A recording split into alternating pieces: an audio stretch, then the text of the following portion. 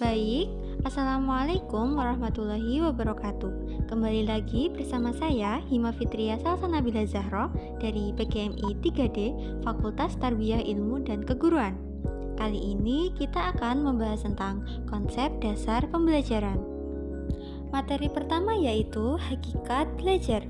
Pengertian pembelajaran dapat didefinisikan sebagai suatu sistem atau proses pembelajaran subjek didik atau pembelajar yang direncanakan atau didesain, dilaksanakan, dievaluasi secara sistematis agar subjek didik atau pembelajar dapat mencapai tujuan-tujuan pembelajaran secara efektif dan efisien.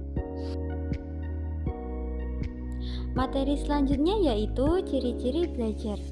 Yang pertama yaitu belajar ditandai dengan adanya perubahan tingkah laku. Yang kedua, perubahan perilaku relatif permanen. Dan yang ketiga, perubahan tingkah laku tidak harus segera dapat diamati pada saat proses belajar sedang berlangsung. Dan yang keempat yaitu perubahan tingkah laku merupakan hasil latihan atau pengalaman.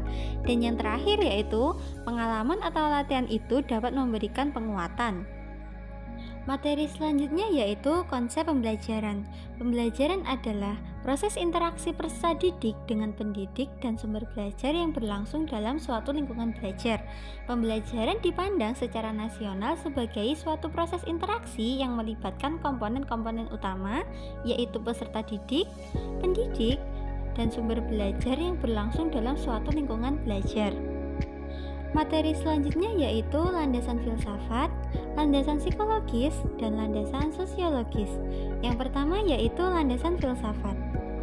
Kata filsafat bersumber dari bahasa Yunani, philein berarti mencintai, dan sophos atau sophis yang berarti hikmah, arif, atau bijaksana. Filsafat menerjemahkan menjadi sesuatu yang secara ekstrim, menyeluruh, dan konseptual yang diharapkan dapat mewujudkan rancangan berupa kehidupan dunia. Selanjutnya yaitu landasan psikologis. Landasan psikologis yakni berupa pola pikir peserta didik, terutama yang bertautan dengan perspektif kejiwaan yang menjadi faktor kesuksesan dalam pendidikan. Psikologi memberikan informasi atau kebutuhan dalam kehidupan pribadi manusia pada gejala-gejala yang berkaitan dengan segi kepribadian. Nah, yang terakhir yaitu landasan sosiologi.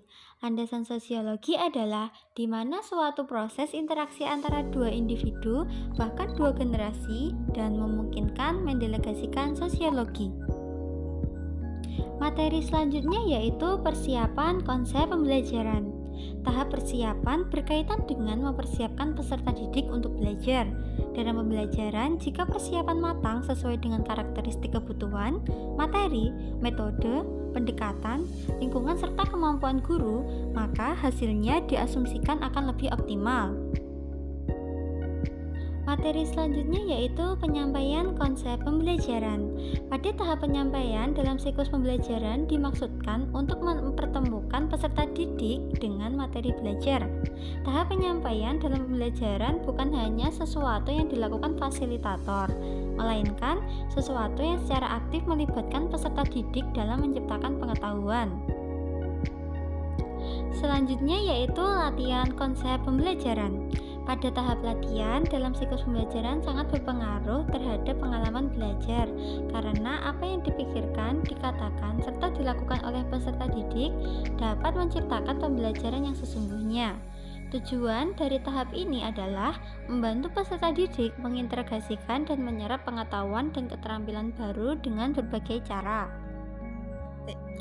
Yang terakhir yaitu penampilan hasil konsep pembelajaran.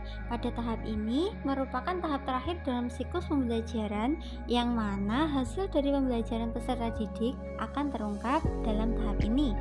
Tujuan tahap penampilan adalah membantu peserta didik menerapkan dan memperluas pengetahuan atau keterampilan baru mereka pada pekerjaan, sehingga hasil belajar akan melekat dan penampilan akan meningkat. Sekian materi yang dapat saya sampaikan, semoga bermanfaat. Wassalamualaikum warahmatullahi wabarakatuh.